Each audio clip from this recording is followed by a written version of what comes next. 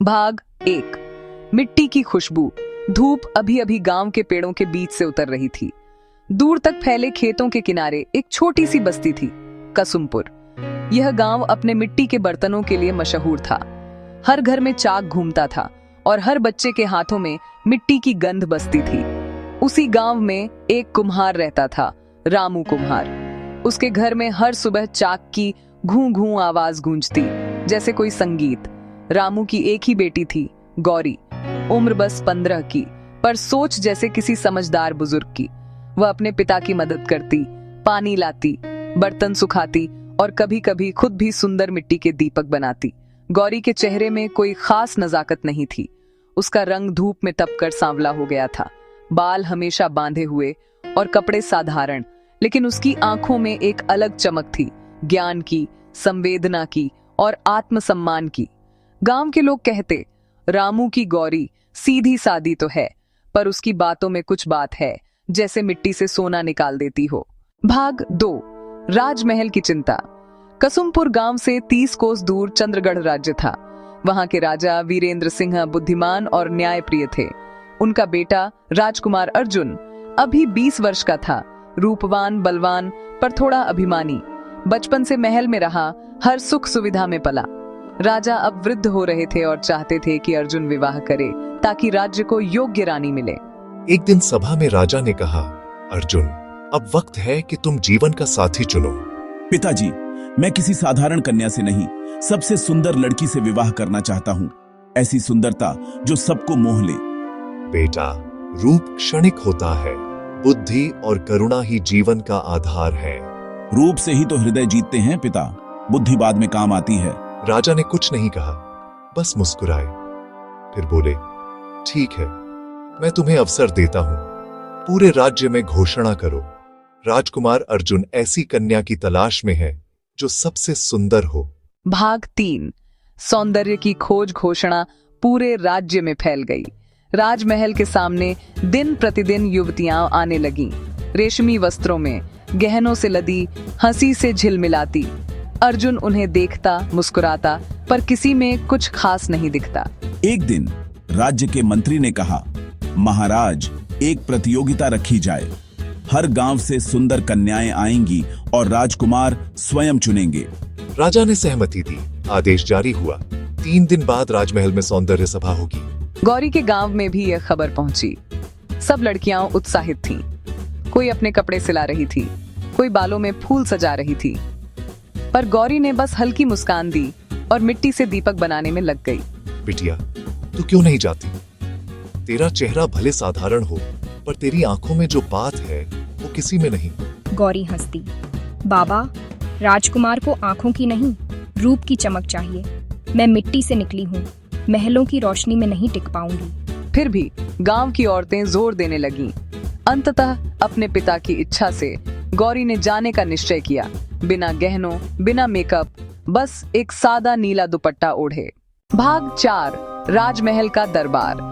राजमहल उस दिन फूलों से सजा था। सुगंध चारों ओर फैल रही थी। राजकुमार अर्जुन सोने के सिंहासन पर बैठे थे। उनके चारों ओर मंत्री और रानियां हों।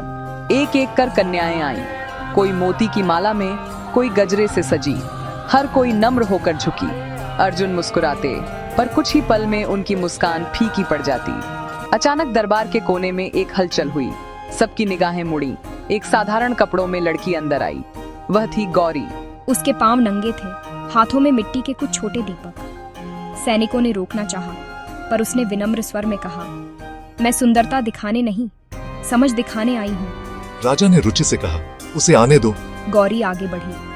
अर्जुन ने उसे देखा और मन ही मन सोचा, यह कैसी लड़की है, इसमें तो कोई आकर्षण नहीं। गौरी ने हल्के स्वर में कहा, महाराज, ये दीपक मैं अपने हाथों से बनाकर लाई हूँ। मिट्टी को जलाकर, गूंथकर, आकार देकर बनाया है, जैसे इंसान को जीवन में जलना और गढ़ना पड़ता है ताकि वो उजाला दे सके। राज दरबार में सन्नाटा छा गया। राजकुमार पहली बार शब्दहीन थे।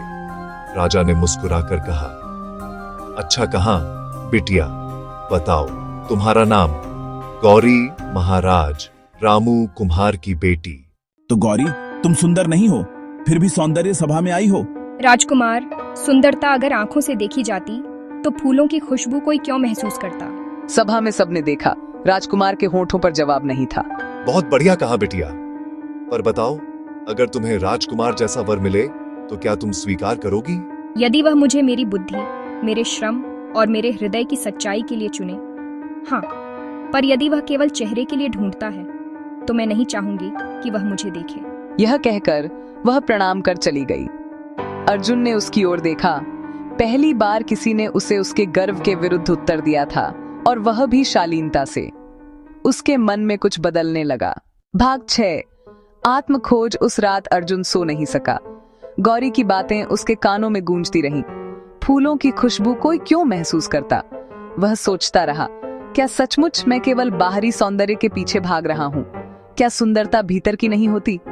अगली सुबह वह बिना बताए महल से निकल पड़ा। सादी वेशभूषा में घोड़े पर सवार वह कसुमपुर की ओर चल दिया। भाग 7। मिट्टी और मेहनत। गौरी अपने घर के बाहर चाक घुमा रही थी। धूप उसके माथे पर पसीने की बूंदें बना रही थी। उसी समय एक अनजान युवक आया और बोला, क्या मैं मदद कर सकता हूँ? गौरी ने मुस्कुराकर कहा, मिट्टी से खेलना आसान नहीं साहब, गंदे कपड़े हो जाएंगे। वह बोला, मैं कोशिश करना चाहता हूँ। गौरी ने उसे मिट्टी दी और सिखाने लगी, हाथ धीरे रखो वरना बर्तन बिगड़ जाएगा। मिट्टी को समझना पड़ता है, तभी वह आकार लेती है। अर्जुन ने महसूस किया, वह मिट्टी नहीं, खुद को गढ़ रहा है। कई दिन वह वहीं रहा। नाम बताया, अरविंद। गौरी को नहीं पता था कि यह वही राजकुमार है। दोनों में बातचीत बढ़ी, जीवन, मेहनत, सपनों पर। गौरी ने कहा, सौंदर्य नहीं टिकता, पर समझ और सच्चाई हमेशा रहती है। अर्जुन सुनता रहा और भीतर का गर्व धीरे धीरे मिटता गया। भाग 8। राज सत्य का उद्घाटन। एक दिन महल के सैनिक गांव में आए। राजा बीमार पड़ गए थे और सब अर्जुन को ढूंढ रहे थे। गौरी को तब पता चला, वह युवक जिसे वह अरविंद समझती थी, वास्तव में राजकुमार अर्जुन था। गांव वाले दंग रह गए। गौरी कुछ पल मौन रही। अर्जुन ने उसकी आंखों में देखते हुए कहा, गौरी, अब मैं जान गया हूं, सुंदरता मिट्टी में नहीं, मन में होती है। तुम्हारी बुद्धि, तुम्हारी सादगी ही वह ज्योति है जिसे मैं ढूंढ रहा था। गौरी बोली, राजकुमार, अगर यह सीख तुम्हारे मन में सचमुच बस गई है तो यही मेरा पुरस्कार है। मैं तुम्हारे महल में रानी बनकर नहीं, तुम्हारी सोच बनकर रहना चाहती हूं। राजकुमार झुक गया। तुम्हारा साथ मुझे अपने भीतर का मनुष्य बनने में मदद करेगा गौरी। मैं यह रिश्ता हृदय से चाहता हूं। भाग 9। रानी गौरी कुछ महीनों बाद राजमहल में विवाह हुआ। बिना भव्यता, बिना शोर शराबे। राजकुमार अर्जुन और गौरी ने मिलकर राज्य में शिक्षा और श्रम का सम्मान बढ़ाया। महल में अब रोज चाक भी घूमता था। राजा स्वयं कहते, राज्य वहीं आगे बढ़ता है जहां राजकुमार मिट्टी की गंध से नहीं, उसकी गरिमा से प्रेम करे। गौरी ने महिलाओं के लिए विद्यालय खोला, जहां बेटियां काम, ज्ञान और आत्मविश्वास सीखती। राजकुमार अर्जुन हर दिन गौरी से नई बातें सीखता, विनम्रता, संवेदना और सच्चे नेतृत्व का अर्थ। भाग 10। अंत और शिक्षा। सालों बाद जब बच्चे उनसे पूछते, रानी माँ, क्या आप सचमुच सबसे सुंदर थीं? गौरी मुस्कुराकर कहती, नहीं बच्चों, मैं बस समझदार बनने की कोशिश करती रही। रूप आंखों को भाता है, पर बुद्धि आत्मा को उजाला देती है, और वही उजाला सच्चा सौंदर्य है। राजकुमार अर्जुन ने सबक सीखा, सच्ची सुंदरता बाहरी नहीं, बल्कि उस बुद्धि, विनम्रता और प्रेम में होती है जो मनुष्य को मनुष्य बनाती है। नैतिक शिक्षा, मॉरल। रूप मिट जाता है, पर बुद्धि और सच्चाई हमेशा चमकती रहती हैं। जिसके हृदय में ज्ञान और करुणा है, वही सबसे सुंदर है।